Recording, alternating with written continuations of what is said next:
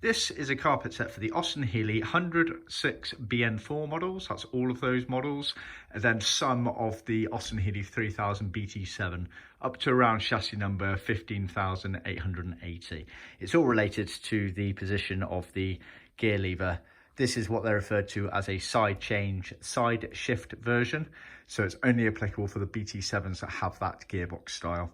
This has been done in our dark blue Deluxe wool. We can also offer it in nylon or in Karvel. Karvel tended to be the original material used for the majority of Austin Healey models. Although some cars did leave the factory with a wool, it tended to be the later models, the BJ7s, BJ8s. So they're the options that we can offer on those. It's also worth noting that we edge our carpets. A lot of the Austin Healey cars did not leave with edging on the carpets, or very minimal amount. We see this as counterproductive, as it were. It's worth edging where applicable, which I'll go over shortly. But obviously, if you prefer us to not edge the carpets, just say and we won't. So, carpet set consists of, I'll start at the front.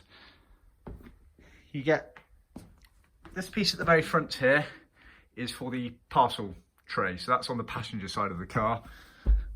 And it's a piece of carpet edged all the way around. The vinyl to go around the lip of the metalwork of the parcel tray is sold separately. It's part of our trim panel kit, or we do sell this kit individually, but we always include these bits of carpet inside the carpet set so that everything matches up, even if you're not refreshing the actual final element of it. You then get the archway bulkhead. So this is obviously on the vertical of the firewall towards the engine bay. That doesn't have any edging on it, and it coincides with the left and right footwell toe boards, which they semi-bend round. So on the vertical again, and then that bends round and meets up with this edge here, and then this bit is on the outside of the car where the sill comes up. So you get those bits.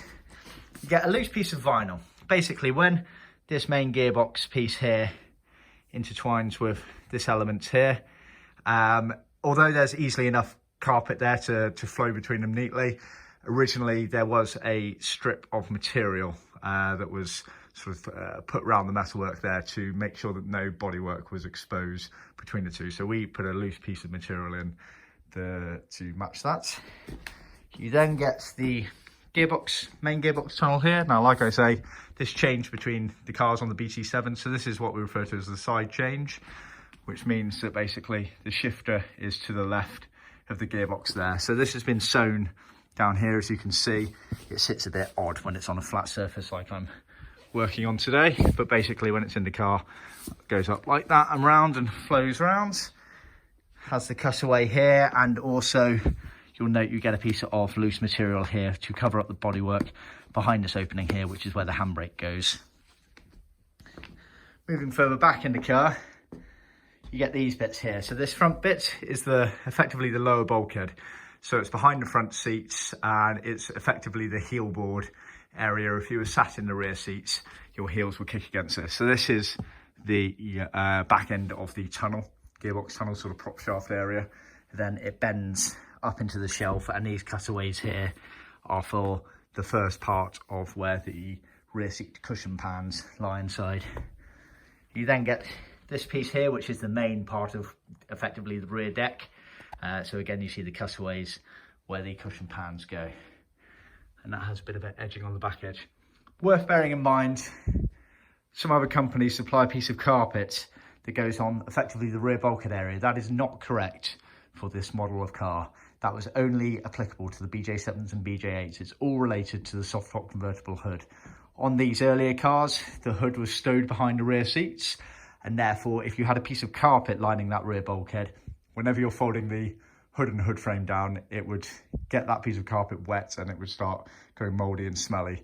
So on the earlier cars, they actually used leather cloth vinide material for correct originality, and it was only on the BJ7s and BJ8s that they carpeted that piece, because they intertwined a different hood soft top convertible mechanism there. So just bear that in mind. These pieces here, these are for the bodywork coverings of the rear wheel arch area. So you get a left and right of those. Now the main front floors, pair, so this is the left, and the right here. As standard, we'll heel pad both sides with the Austin of England rubber heel pads. Again, subject to debate. Some people say that it was only the driver's side that got the Austin heel pad. So we do as standard on both sides. If you want them only on one side, just let us know, we'll do that. You then get the rear floor under seat carpets here and here. Fairly self-explanatory. Obviously the slits there are for where the seat runners go. Again, always a subject to debate. Some of the Healey cars had no slits in them. Basically the seat runners sat on top of the carpet, went through the carpet and onto the floor, but some had the slits. So the BN4 and BT7s had the slits, but not all of the other cars around that sort of era of 106 and 3000s did. So see our website for more details. Just bear that in mind. It causes quite a bit of confusion. You also get a pair of sill carpets, left and right, obviously, which go along the door sill areas. So that is your carpet set. Like I say, we edge, not all of them, but a large majority of the carpet. So you get the front and rear floors are edged all the way around.